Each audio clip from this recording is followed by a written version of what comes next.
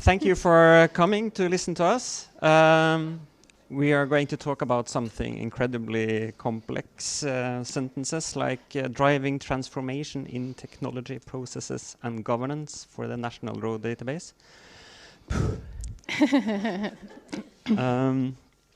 We're going to try to make it a little bit more interesting and down to earth, but we have to start with the official name for the program. And this is me, senior advisor, and in this instance, explorer from my dream vacation 2 years ago. This is the Serengeti behind. This was a dream I had since I heard David Attenborough talk about Serengeti many years ago. And it's a good picture for me. I like doing new things, exploring. Like this, I've also jumped in a parachute and done other stuff like this. I don't do it often. I have done it once. And my name is Malin. I've been at the Variant Trondheim for a little over 5 years now, and the majority of that time I've been working in Norwegian Public Roads Administration in various projects, and we're going to talk about one of them today. And I just wanted to say that these images kind of depict how Anders and I make a great team, actually, because Anders is the visionary, strategic, with the really broad perspectives. Really broad perspectives. So when he gets his head stuck up in the clouds, he can throw me off in the deep end, like finding the actual feasible stars down in the deep. Yeah, so that's us. Working with the Norwegian Public Road Administration, and we made quite a good team at establishing the program Digital Drivkraft, which is like translated to digital driving force, but that doesn't sound very good. And a few weeks after getting the green light at the NPRA for the program, the Director General Ingrid Hovland shared this expectation with me during a stakeholder interview. And to understand why this is an important expectation, it helps to know a little bit about the NPRA. So they're responsible for developing an efficient and accessible road system while ensuring that the transportation does not cause serious harm to people or the environment. And it's an administrative body under the Ministrative of Transport and Communication, and its mission is to create a future-oriented transport system that improves mobility and traffic flow, reduces accidents, and supports the transition to a low-emission society. Now, the program Digital Drivkraft centers around the National Road Database. And this is Norway's central repository for road data. And it covers roads owned by the Ministry of Transport, the county authorities, and the municipalities. And managed by the NPRA, the database is the foundation of Norway's road network. It provides official data used for route planning, traffic flow analysis and road management, and even more things. And it ensures that the navigation systems have updated, for instance, speed limits to your car, and that emergency services can quickly navigate to accident sites, for instance. And the database contains vast amounts of data, most of which freely available for international and national use. The quote is from one person representing one of the many road authorities in Norway, but it's probably applicable to many other people involved in mobility and transportation sector in Norway. So now you know a little bit about the National Road Database. And in 2021, the NPRA faced mounting challenges with the database, much like a rush hour traffic jam. So the performance and stability issues made it difficult to support the needed changes in technology. The inconsistent data quality reduced usability and trust. The processes, expertise, and technical interfaces for data registration and retrieval needed improvement. The services and workflows were not sufficiently aligned with a user-centric approach. And the database was not designed to meet the demands of a future transport system. And these challenges, combined with NPRA's limited capacity to address them, were the main drivers behind the program Digital Drivkraft. So to get this back on track to why we were there is they were in a situation where the needs were increasing. And as Malin mentioned, this is a really important cornerstone system in Norway. They call it the blue and red light units, the police, ambulances and stuff. They are dependent on this data. And all contractors that build the roads are dependent on this data. And they were in danger of this entire ecosystem collapsing. And this was what was facing them. They had no people, they had no money. They had gone from a situation where they had a large organization which were hired consultants, and they had implemented large changes which were politically motivated. And suddenly all the money stopped and they had no money to hire new employees. They were down to about 7 people and a minimal funding for a few consultants to drive the maintenance of the system. So they were in a really, really precarious solution. So they needed to do something drastic. So they called us. They had an idea. They knew a little bit about where they wanted to be. And working in the public sector, I'm going to ask quickly for a hand in the air. Have you worked in a large organization like the public sector or a large bank before and navigated these organizations? All of you have. So you know what I'm talking about. Change is not easy in these organizations. They needed something to change. They needed to get a steady flow of money. They needed to hire more people. And these things cannot be solved by one-time distribution of funds. So they needed something more fundamental. So they needed a digitization program. This is the way you do it in an organization like this, when you have to change both the organization and technical aspects at the same time. This crosses organizational units, and this is really, really difficult to manage. So they called Malin, because they had worked with us before, so we were in a high trust environment, and we knew how to navigate this organization. We knew the people from before, and they needed this capacity. So they contacted us. We got a flexible contract, which enabled them to hire us for a little money, which they found in other parts of the budget, to get things started. So this flexibility was key to laying the foundations for a success. So they had enough to get us started. And this picture is from one of the early workshops in which we discussed how we were going to approach this. So the thing we discussed were how we can set them up for success. They were in a situation with no money and no people. So a lot of the activities were about how to create capacity, how to get hold of funds, and how to break into the budgetary process. The budgetary process in this organization starts several years in advance. You have to report your needs years in advance, and more concretely, at least in February the year before. You have to tell the budgeting committees what you're going to spend and how much you're going to create of value with this money.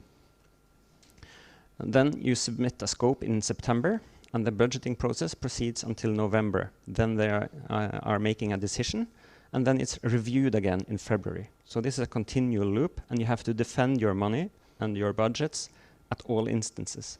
And there are a lot of competing initiatives. So you have to be prepared and make allies. You have to navigate the organization so you get supporters in other parts of the organization, because of all the initiatives, in this instance, there were only 3 that got funding. Of all of this National Public Road Administration, there were only 3 initiatives that got any money. And we succeeded in positioning the client to get a large part of all investment funds for this organization for years. And we did this by coaching them, working with them, and doing work for them. And one of the main things was we coached them to seize the initiative, grab the attention. They had to be bold in an organization where boldness are often not rewarded, we had to make them take the initiative. We had to make them think big enough. They were discussing if they could squeeze the budget lower to make the probability of getting the money higher. And we said the opposite. You have to ask for more. You have to make them believe that this is a large thing. And we told them to aim for attention. The director, we had to get her attention to this. And we told them about the power of definition. You have to set the agenda. Don't let the competing initiatives define the language, define the vocabulary, or set the agenda. You have to talk about what you want to achieve. Don't wait for others to do it for you. And this was hard for them to do because the organizational structures doesn't really enable you to do this in an easy manner. So these were 4 key things that we did. And because of this, they got a positive decision, which enabled us and then Malin to start the program. So a lot of the work was before the program could start. And most people, when they think about a program like this, they think about how it is after it has started. But all that we did, the most valuable part we did, was before the program started. Yeah, and the program started in 2022, which was an exciting yet demanding period for the program, and we needed to get it off to a strong start. But the key decision makers hired in NPRA already had their full workloads, making it really unrealistic for them to take on the major program alongside their daily responsibilities. So I was functioning as the acting program or supporting program lead, and I could help them identify, define, and execute key early stage initiatives for the program by providing both my capacity and my management knowledge, or my craft, if you will. And we organized the program, and I can see there are some designers in the room. A simple yet crucial factor in gaining the attention that Anders was talking about was having a graphic designer on the team. At the time, there were multiple strategic programs running in parallel, and we couldn't afford to be overlooked in any decision processes. So by bringing in Hilda from Variant, we ensured that the program's visual identity was strong and professional. And another key success factor was structuring the team correctly. We could recognize that the different types of change required different types of leadership styles. So a decisive moment for the program was when we hired a correct manager to lead the technical improvement part of the program. And this role has been and continues to be a crucial and critical part of the program's success. And this part of the program has been managed in Prince2 principles. And that person is one of our key takeaways from today, because at the core of everything we do are the people that we are here to support. This is also one of the key learnings we discovered on the way, that in Variant, our strategy is focusing on the correct people. Having the right people at the right time is our strategy. And we use this in the program as well. We talk about large numbers. We talk about a big project, many millions, and a large organization. But it was these people that were key to the change. By focusing on the people and enabling them to do their job, that was the strategy of the program. And this is a nice alignment for us as consultants as well, coming in and working with these people and realizing that our job is about enabling them to do a good job. So people can be a strategy, both for us as a company, but also in our projects.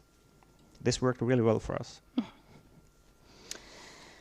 And the program grew around these key players in the NPRA. And early in 2022, we really underestimated how big of a program it was going to be. So the image is quite representative, in fact.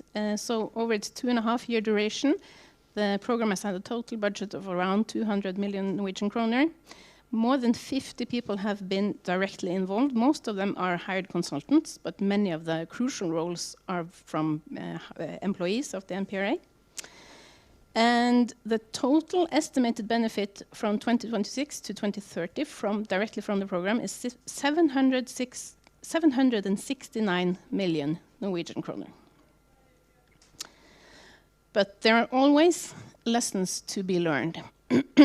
And two of my key takeaways from managing Digital Drivkraft is the fact that you cannot underestimate, or you need to be prepared for the diverging ambitions within a program like this. The database is a vital component in so many processes, but it's also a really complex database with around 20 related products. And a program of this scale naturally triggers different ambitions and motivations, both within the team, but also among our key stakeholders. Another key takeaway was that we actually, in hindsight, it's easy to see that we overestimated the organization's ability to handle the change. So some of our early ambitions are still not fully realized. It's not because the program has failed. It has adapted to what the NPRA has needed it to be. But despite this, the Digital Drivkraft has fostered a greater willingness to change within the NPRA. And one of the key takeaways is one of the main stakeholders and owners of the project. They have gotten a sense of direction, and they have been able to establish a product-oriented organization. They have 3 product owners, they have several more employees, they have a steady funding that is not dependent on yearly distributions anymore. So in his eyes, he cares most about the people close to him. This has been a big success. And that's a key takeaway for us as well. Being able to build this organization around him was a great success. And also how the program has elevated the visibility and the recognition of the National Road Database and its associated products and processes. It's going to be instrumental in the future development of the intelligent transport systems and increasing the value of our physical infrastructure, as you remember Ingrid expected us to accomplish. So in 2020, even within the NPRA, many were unaware how crucial the road database was for tasks like route planning. But today, this is widely recognized, and it's an obvious fact rather than something that needs to be explained everywhere you go. And that's a major success from the program. And our last quote is from one of our dear colleagues at NPRA, Per. You could imagine the National Road Database being the airplane, and all the data and the products and the processes and the people working with these data and being totally dependent on them are the passengers.